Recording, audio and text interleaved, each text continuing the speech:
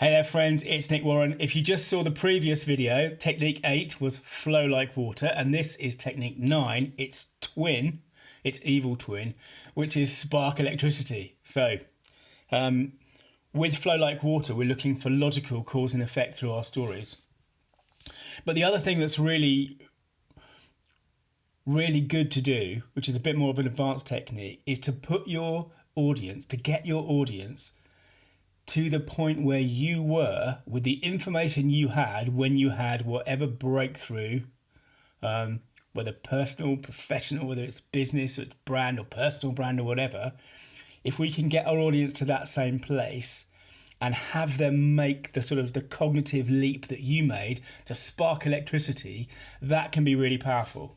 So I'll give you a quick example. In the first video, the one about questions, the first technique, I talked about the time when I hit a reef at night in the Caribbean. I was on watch. I failed in that task, and the small yacht that I was on hit a reef, and I talked about the captain coming up on deck screaming that we've hit a reef, reef, and the boat, hit the rocks and made a terrible sound, and we sort of went over. And then he was screaming. We had to turn round as fast as possible and hit the reef again. Okay, and I said in the first technique video that kind of question that opens a gap in the audience's mind that they want filled. Why the hell would you do that? Why the hell would you hit the reef again? And if I've got time to tell that story, I can tell it in such a way that they come to the realization too. And the realization, once you get it, it's obvious, but we've hit a reef, right? And that means we don't know where we are because we were supposed to be miles and miles from land. So we've hit some rocks, we don't know where we are, and we are heading away from those rocks. But we are heading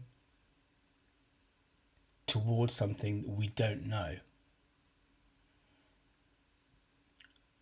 So is there just one set of rocks? Or are we heading towards a huge reef? Because we don't know where we are.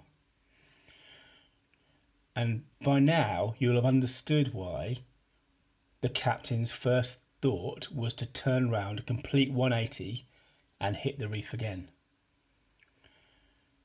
Because that's the only way we know that we're not getting into worse and worse and worse trouble. So did you see there was a point when, if you were listening to that, you understood, you made that cognitive leap? And I think that can be really powerful in stories, because it's a bit like when you get a joke. When a comedian makes a joke and they typically, it's got one thing over here and one thing over here, and those things connect somewhere in the middle. There's a spark, and then the humour comes because they've put these two like conducting rods up, and then you make the connection, and everything explodes, right? Stories can be like that. So on the one hand, we're mixing causality, flowing like water, but we're mixing water with electricity, because if we can help our readers get that same realization, then they have some of the power. And then they are, we haven't talked a lot about audience in these videos, and that's sort of on purpose, because the audience is woven all the way through all these techniques.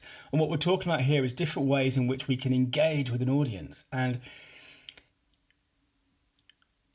I can just tell you that the reason we hit the reef again is that we need to get back to where we know. We know that the water on the other side of that reef is clear. We don't know anything about anything else. I can tell you that in the story, but it's so much more powerful if you figure it out first. Yeah? There's a brilliant moment in, I think it's the penultimate season of Game of Thrones, where the character Hodor, who is a intellectually challenged sort of giant, semi-giant, who's been in it right from the start, is given a job to stop the monsters coming to eat one of our heroes, to kill one of our heroes. And you realise in that moment, really powerful moment, that this kid who can't talk, he can only say his name, Hodor, Hodor, Hodor. And you realise that what he's actually been saying all this time is hold the door. Hold the door.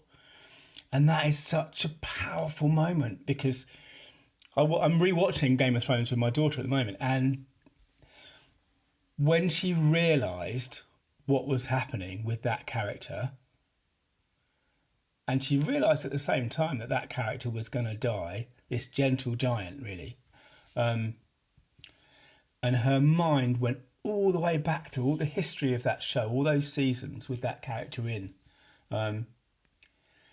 And you could, because I'd seen it before, I could focus on what Abby's face was like when she saw it. And it was so powerful, that moment when she made the connection and she put her hand over her mouth, because she knew that was it for that character, really. So we don't all have the budget of Game of Thrones, but stories do have the power to transport us and our audience. And they do have the power to help your audience make that kind of jump. So if anything to do with what you're selling, whether it's yourself or your service or your business, is about an insight, using your story to put the audience in the place where you had that insight with the information you had and letting them make that same leap is far more powerful than you just telling them yourself. Great. And that's technique number 9. Thanks very much.